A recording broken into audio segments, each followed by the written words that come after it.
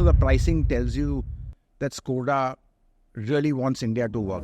It brings the car brings the group back into the sub 4 meter, doesn't it? I mean, it's a segment they were in. Fabia, Polo, they had the Amio. That's right. But they exited. I don't think any other compact SUV gives you that fun to drive factor purely from a combination of two things. A brilliant TSI engine and superb handling. They are currently at 250 dealers and they said they want to go to 350 in about a year or a little over a year's time. So that's a substantial growth. I think, for people who lamented the departure of the Polo, I think this is now a great alternative. Hello and welcome to our weekly podcast, Deep Drive, powered by Kotak Mahindra Prime. Now, today we're going to be talking about a very important car for Skoda. It's the new Kylaq. We're going to be talking about what it means not only for Skoda, but Volkswagen as well. I'm Hormazd Sorabjee. Yeah, and I'm Sergius Barretto. And yeah, Hormazd, right. I think you said it perfectly, what it means for Volkswagen as well, because it brings the car brings the group back into the sub 4 meter, doesn't it? I mean, it's a segment they were in. Fabia, Polo, they had the Amio. That's right. But they exited. All of these models never sort of stuck around. They've had a very difficult time in the sub 4 meter segment. I think we need to give the context of the sub 4 meter segment, what it is and why it's a challenge and why they've got into it, because it's a segment you can't ignore. So I think the challenge really is it's a very unique segment to the Indian market. Exactly. It's a segment that exists purely because of regulation. Right. Or let's say a tax benefit. Right. That's only in India. And only in India. So really it's not got global markets elsewhere. And as we know, especially with companies like multinationals, they kind of achieve scale by having products which can be sold in other markets. For example, South Africa is a great market for Volkswagen where they can sell some models there. Mexico has been in the past. So it's not just India, but global markets where they can sell these models.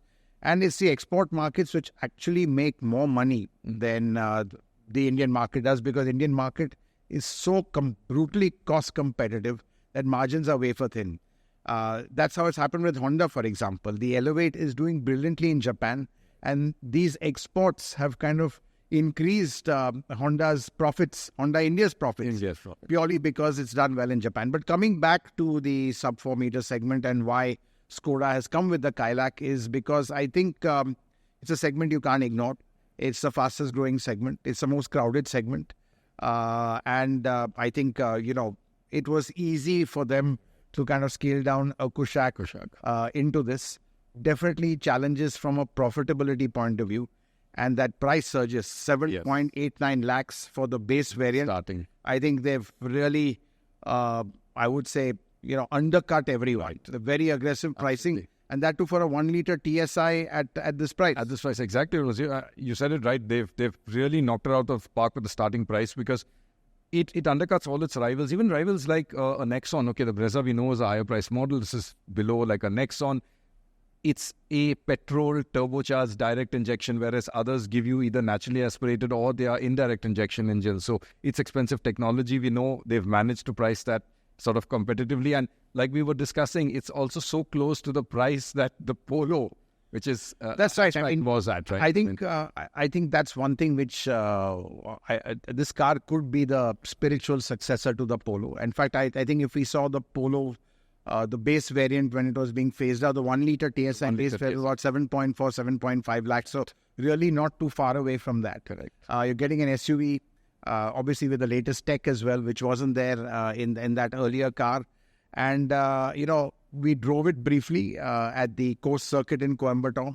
Fantastic handling. It really handled very well. It really felt like a hot hatch on stilts. And I think for Skoda, I think that's the way to position it. Because if you position it as a compact SUV, you're competing with everyone else. But if you position it as a hot hatch on stilts, I don't think there's any other brand that can really do that, because I don't think any other compact SUV gives you that fun to drive factor purely from a combination of two things. A brilliant TSI engine and superb handling and ride. Well, so I think both these factors contribute to the fun factor and that sportiness which, you get from a hot hatch. True. No, and I remember when you drove it, you came back and you said, wow, you all drove it on the track.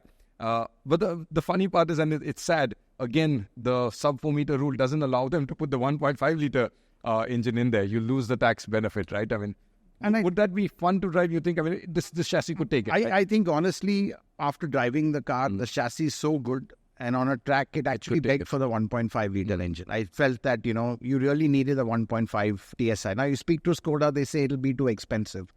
But the problem is why it's expensive again is that real big issue of the development costs.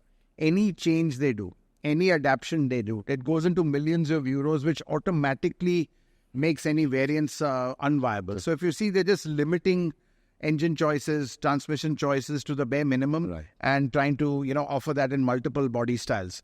That's what is happening right now. I personally think they should have a 1.5 TSI because, again, Skoda, the VRS or the RS model, it's so intrinsic to the brand.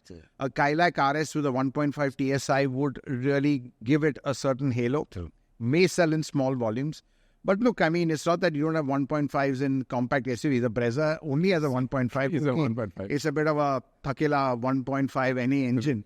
But still it's a 1.5 and they're doing brilliantly. Right. But again, that's the difference between Maruti and Skoda, where Maruti's development costs, the adaptations, validation, that whole process of engineering and development is so much cheaper than what Skoda, Volkswagen do. And that's what is the biggest, I think, today the hurdle for the group going forward, because they can't do development as cheap as they should. They all talk about localization and they're doing a great bit of localization. But localization is just one part of it. But that initial development cost, that is really what kind of throws business cases completely out of the window. Yeah, absolutely. And I think the other sort of big challenge for them is they're entering a crowded segment, like we were saying, many players who also offer many powertrain options. I mean, it's not for, you've got petrol, you've got electric, you've got CNG. None of it Skoda have. In fact, Skoda have CNG tech abroad. We know they've been talking about it for a while. But unfortunately, they're going to be coming in with one petrol engine, and the two gearboxes. Whereas when you look at, say, for example, the Koreans, they've got so many choices of gearboxes. We did a whole podcast on that. Different petrol engines. You've got your CNG, which now Hyundai have, Tata Nexon. So that's right.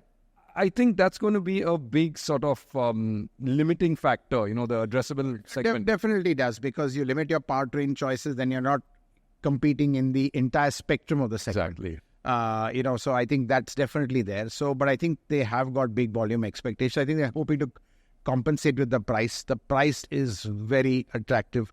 And from what we hear is that they haven't announced the pricing of the entire range. But I think from what I hear is that 3 variants are going to be under 10 lakhs.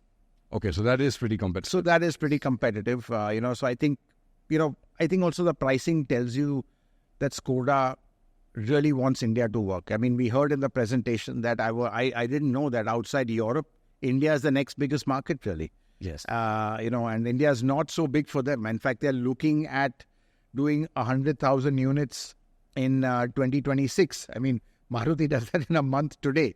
And I'm talking about that's a yearly volume of 100,000 in 2026. And I think that's a big target for them. Yeah. So clearly, India is a small market, but it's a very key market. And, with the way things are going in China and other parts of the world, they have to try and make India work. And I think Kylaq for them, I wouldn't say is make or break, but it's really to kind of pivot the brand back into, let's say, an upward trajectory. Skoda has had a lot of problems the last couple of years, fundamentally down to these abrupt changes in leadership. It's allowed Volkswagen to go ahead, which has had more stable leadership. And, I would say even having an Indian at the top over there kind of makes a little bit of a difference to understand the nuances of the market. And I think also with this sort of price, it's lowered the affordability entry point, absolutely. So I think tier 2 and tier 3 markets is where they can really focus a lot more, where they don't really have a presence. It's been a kind of a urban kind of brand so far. So I think that also to penetrate deeper into the market, I think that's also what the Kylaq's going to do. Absolutely, Hormazd. In fact, and that's what their target is. Like they are currently at 250 dealers, and they said they want to go to 350 in about a year or a little over a year's time. So that's a substantial growth. And of this, we know it's going to come in the smaller towns. The 250 are already in the larger towns. The additional 100 is only going to go sort of deeper into India. Yeah, but the challenge is that's where, brands like Maruti, they really rule because it's all about cost of ownership, peace of mind. And to be honest, Skoda or European brands really don't have that same level of, hassle-free factor. Right. I think cars, for whatever reason, not as reliable as Japanese cars or the Maruti Suzukis. And even spare parts costs, there's a perception of it being high. So to do that, they'll really have to work on the TCO or total cost of ownership as it's known to do that. I think that's going to be a big challenge to really crack that segment because fine, you can give a car that's great to drive. It's fun. It looks great, gives you a lot of image. But finally, what pinches customers the most in these towns, people, they have money, they're getting money, but they're still quite conservative, let's say the cost of ownership. And I think another thing is the TSI engines on the drive cycle, they're very efficient. But as we know, you push a TSI engine hard, you get the performance, you get the punch, but fuel economy also takes a nosedive. But I think with this, dealers are excited. I think it's a great show of commitment. And today, you had board members down, you had Klaus Elmer, the CEO. That's a strong message. It shows that they're not giving up on India. In fact, they're investing more in India. And India has become a very, very key part of their global strategy. And that's really great. Yeah, absolutely. In fact, I think, like he said today, India is going to be the second pillar for, the first one being Europe. So I think it's only good for Skoda, of course, but I think also the group, because we know now that this product will also spin off a Volkswagen version. They were in two minds about it. I think the Volkswagen version will come. We did a story on it. Right. I think it's still not signed off, but it is going to happen. I mean, it's very interesting. Volkswagen really is very skeptical about the sub 4 meter segment, and that's largely because of the failure of the Amio. Once bitten, twice shy. Once bitten, twice shy. And from what I hear, now again, this is internal gossip, so to speak, the CFO over here in Volkswagen India was Arno Arnlitz, who is now the CFO of the brand. So the brand has become the group. So I'm not sure what the position is right now, but Arno Arnlitz was the one person who was absolutely against the sub 4 meter segment. And I think, that's really the reason why Volkswagen hasn't gotten to it. Volkswagen India, they may say, we are premium and we don't want to get into the segment, but I know they are fighting for this car. They need this car. And I think they will get this car because also there's a realization with the way Skoda volumes have gone down that probably Volkswagen, they need Volkswagen to kind of support the volumes and, let's say give them a little bit more scale. So I think that's what they are going to, bank on. So I think Volkswagen will come in. And the incremental cost of re-engineering or badge engineering it as a Volkswagen is not too high by Volkswagen standards. From what I understand, it's about 20 to 25 million euros. Sounds like a lot of money, but there is a fair bit of engineering to do. There could be some sheet metal changes. There could be, lights, bumpers, the soft parts, dashboard, all needs to be changed. So that costs. But that is a fraction of the total development cost of this 2.5 project, which is the sub India 2.5 project, which from what I understand was about 250 million euros. Right. So, it's all very, very expensive. But I think that incremental development cost for Volkswagen, where the bulk has already been done, is not too much. So that is making it attractive. But again, the pricing is very challenging. It's not a segment you make money. But I think it's all about, increasing the footprint, increasing scale. And that's what they desperately need. They'll need a lot more volumes to make everything viable. In fact, I think what they are banking on is that this would even make the products like the Kushaq and Slavia more viable because a lot of common components used. Exactly. Engines, suspensions, brakes, all that is all very common. Yeah, you know what? I think this is also another challenge for them because it makes the overall project more viable. Yes, it's the same cars as we know, and technically speaking, underneath. But the Kushaq somehow doesn't look like the bigger SUV. It's going to cannibalize, I think. I think absolutely cannibalize. See, because I think the fundamental issue with the Kushaq is, it's great to drive. Everyone loves the way it drives, but it doesn't feel like a full-size, this-size SUV, if I can say something like that. Sure. Yeah. But what I mean is it feels a segment, half a segment smaller, 4.2 meters, especially at the back. It's a little narrower. Correct. So people don't, compared to a Creta, it's not as spacious as the back. Exactly. Whereas the Kylaq, though they've shortened the wheelbase by, I think, 85 millimeters, it's still got the second largest wheelbase in the segment, after the 3XO, Mahindra 3XO. So by compact SUV standards, it's quite big and spacious. The biggest boot. Right. Legroom at the back, it is cramped, but, by compact. Adequate, yeah. And the seat was very comfortable. Correct. So I think the Kylaq is, at the upper end of the compact SUV segment, and the Kushaq is at the lower end of the mid-size SUV segment. I'm talking about in size and perception.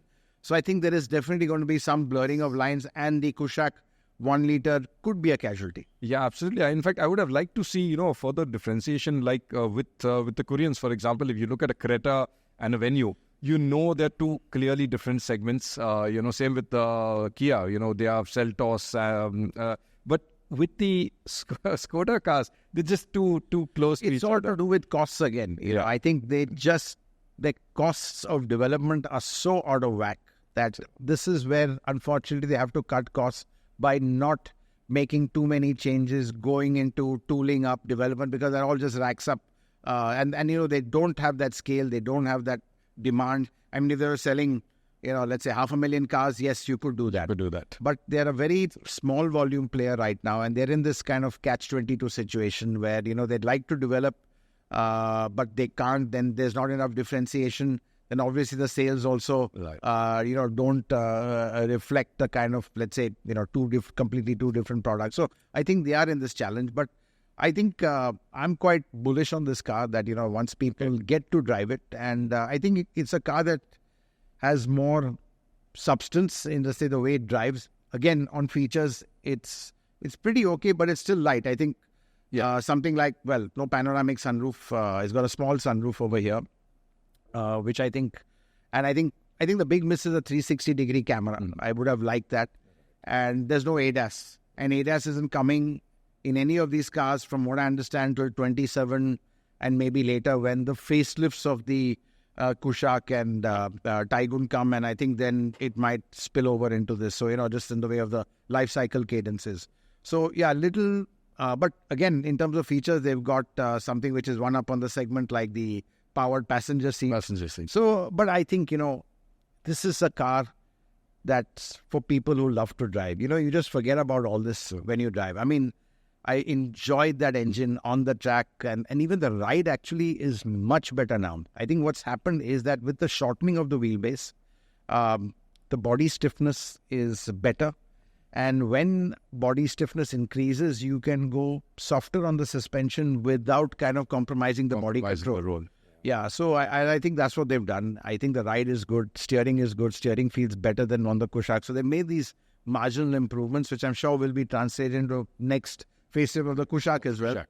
But right now, this has got, let's say the latest updates and upgrades. And I can't, wait to drive it whenever the test drive is. Yeah.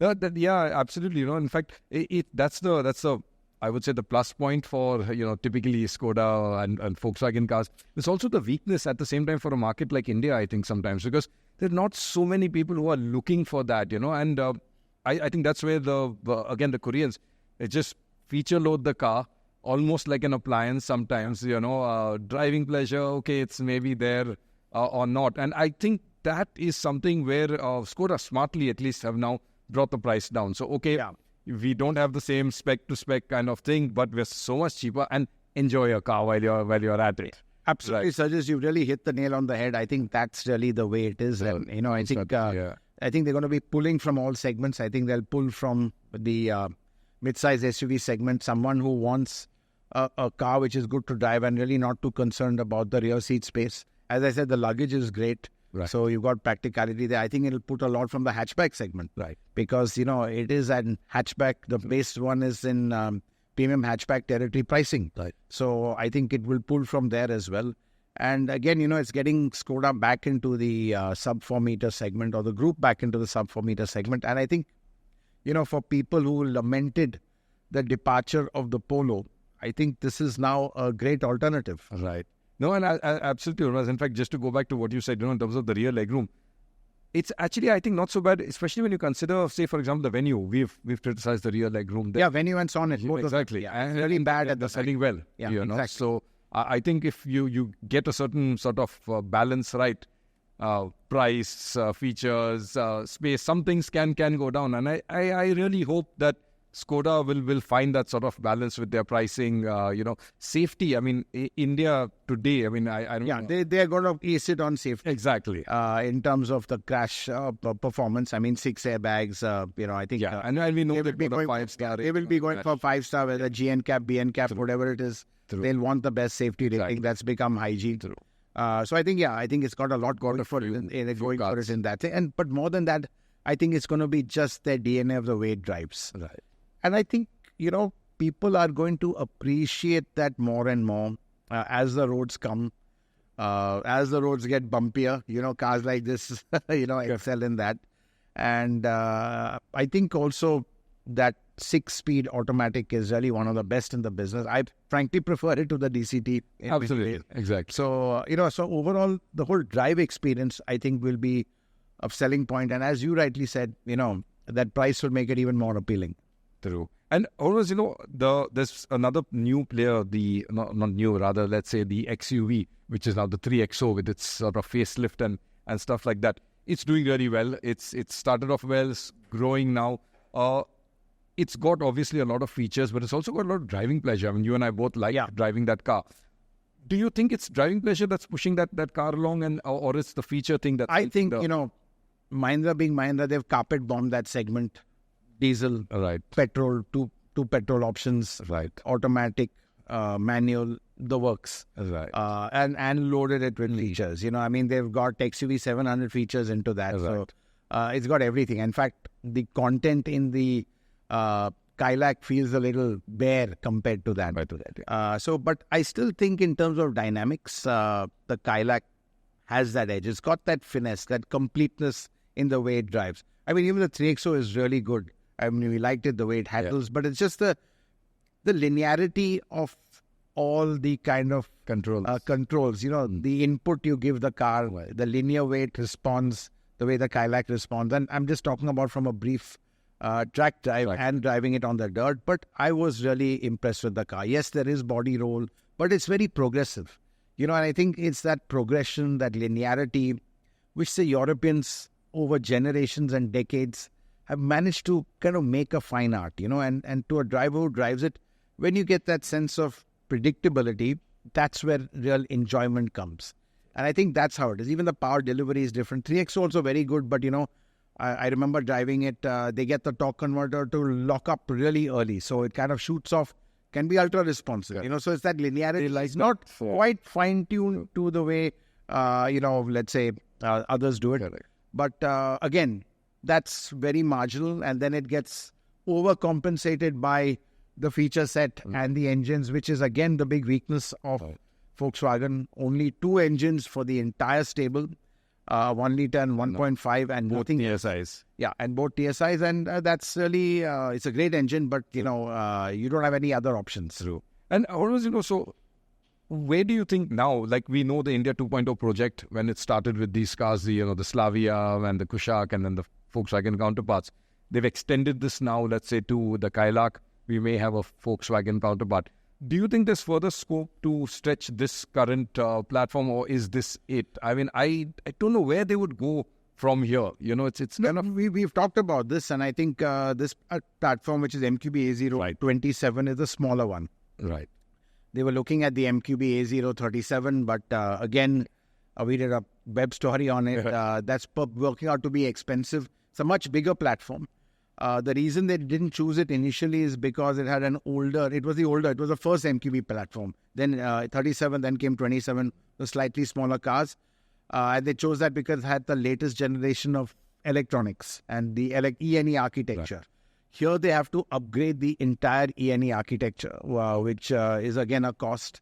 And there's a lot of inherent safety in it, which is already there. And from what I understand, there's a shortfall of a substantial 800 to 900 in their cost target. So basically, it's working out right now to be 800 to 900 euros more expensive than what the plan is. So that again threatens to price it out of contention, not make it competitive for the market. So they're struggling a bit with that. So I think MQB 27, which is the Kylaq and Kushaq platform, is frankly maxed out. They need to be looking at something else. So yeah, I mean, it's not easy days ahead. But I think with the Kylaq, hopefully they will get the confidence. They'll be able to build a strong base and then step by step, let's say, introduce the new model. But I think one thing's for sure is, I think they've shown their commitment with this pricing. They want to make it work. And for Skoda to do that, I think they must be definitely losing money at this. But I think it's a sign that, we really want to, let's say, even if it means buying market share, which is what the price suggests, it means they are really committed right now. Yeah. In fact, no, I think, like you said, maybe they are losing money. But I've also seen they have sort of tried to keep cost in check. And you notice that the roof rails, they are now stuck on their aesthetic roof rails, not functional ones. That's right. I mean, and that's a big shift in mindset. Exactly. Because for a Volkswagen engineer, the roof rails have to be functional. Means you have to be able to use it as a roof rail to fit a carrier or a roof box on it. True. Whereas in India, it's just aesthetic. No one really fixes anything on it. So, the engineering can be a lot lighter and obviously a lot cheaper if it's just something which doesn't have to take loads or stress or anything and it's just stuck on. So I think that's the new learning over there. Yeah. And that's what everyone's doing. They're all most of them are sticking the roof rails on. But Kushaq is rated at 50 kgs, I think. You think about it now.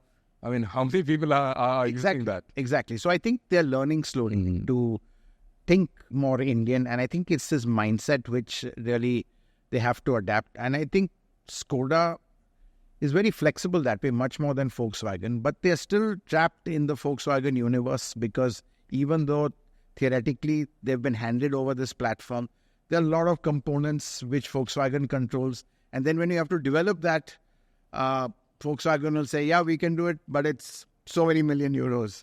Everything is so it just becomes unviable there. Correct. They have to kind of be able to get out of that trap, start doing things locally, start doing things in a different structure of validation or different parameters of validation. Everything doesn't have to be 200 million kilometers. I'm just saying million kilometers in minus 50 degrees. Where that's what they do in Europe. This is India. You don't need to kind of take it to that level. Sure. I think it needs that change in mindset. And, when they do that, they'll be able to bring their development costs down. That's really where they're really getting hammered right now because it's so expensive to develop. Then what happens? They start taking out costs in terms of features and content, which stuff that people can see. People can see. Exactly. Customer not interested in what the development cost is. He's interested in the features. Exactly. In fact, and that's the other sort of thing looming in the near future is, will this change in mindset happen if they have a local partner of, let's say with Mahindra, we know that's now in discussion. We'll know very soon the outcome of that. I don't think, and we've discussed this before, I don't think we both think they don't need a local partner. But do you think maybe they could benefit also with bringing in this change in mindset? Well, I think it's two things. Why they're desperate for a local partner is, one, financially the group is struggling. Those Skoda's margins are much better than the parent Volkswagen, which as a brand is around 3.3%, profitably their margin, which is really ridiculous there. And Skoda is much higher, but Volkswagen bring the whole group down. So one is, it's about injecting money in. So a partner will automatically bring in cash or whatever, technology. So that's what they would do. I think their view is that, they've realized we can't just hack this market. So let's get someone who can. And that's really the logic, with Mahindra. But, we've seen also, to be honest, getting the right people, I mean, for me, the best example is MG Motor India. Rajiv Chhabra was the man who launched the brand. Let's be honest, no two ways about it. He was our man of the year. And he kind of, did the right things, did it the Indian way. I mean, if it was left to the Chinese, I can tell you, MG wouldn't be what it is today as well, at all. It wouldn't be. Yeah. Exactly. Yeah, and I keep saying this story. Their thinking was, MGs at that time will bring a small hatchback, affordable to compete with Maruti, and we'll make 70,000 a year. I think that's when someone like Chhabra put his foot down and says, you cannot do that. I'll quit if you do that. And they got something like the Hector, which really worked well. Still doesn't have absolutely direct competition if you look at it. It's struggling right now for different reasons. But I think it all came from having the right man at the top at that time, taking that right calls, the right decisions. And, that's, I think, what makes a difference. And if you see it in all organizations today, organizations which are doing well, are all because they have very dynamic and fantastic leadership. So I think Maruti, it starts all the way at the top. It's a different kettle of fish altogether. But whether you take Tata's, we have Shailesh Chandra, who made such a difference when he came immediately. Rajesh Jejurikar, who everything he touches right now seems to be gold. And, so that's how it is, And then you see companies like Honda struggling because, you've not got, people who understand this market the way they should. So, again, Toyota doing fantastically well because I think they have got the pulse of the market. They've done things very smartly. So, I think... the right partner. Yeah, that's right. And, so in the end, I always say it's not... people make cars. It's not technology that makes cars. Just having the right people doing the right things. And I think that's what, needs to be done. But, I think... Sometimes you say that, look, we just can't hack it and, let's just give it to someone who's been successful. And they think, but yeah, I think overall, to wrap up, want to say that, excited about the Kylaq, looking at driving it. I think it really looks good, Sergius. What do you think? I want to talk about the style. Absolutely. I love that front. I just love, the new modern design, the grille, which is now glossy. I love the air dam, it gives it a nice chunky stance, and looking at it from the front, it looks much bigger than it is. And really will compete with a Kushaq for road presence. True, absolutely. No, I love the look. I even like the launch color because, it's a nice bold color. Yeah. Sure, it may not sell in great volumes, but something refreshing, something new to look at. Lovely sort of, I'm calling it parrot green. That's what it looks like. I also like, the fact that they did retain the Skoda sort of logo on the nose. The L-Rock, they went to the letter mark. It does look nice. It has its own charm. But I think for India, we still like certain logos and people still whack logos. So it's nice to see a logo. Personally, I think it was a nice sort of touch. I think the whole idea is, you want continuity. That's what you need. So I think you're absolutely right. So, yeah, I think a very interesting car. And so that kind of sums up this week's episode of Deep Drive, where we've been talking about the Kylaq. It's going to be on the roads in January. And really, it's a big, big moment for Skoda. Well, we'll see how the Kylaq does. The company does have its challenges. It's not really out of the woods in that sense, not having a great ride like other companies do. But again, this is a very exciting and probably even a defining moment for the Czech brand. So thanks very much for tuning in and hope to see you again same time next week.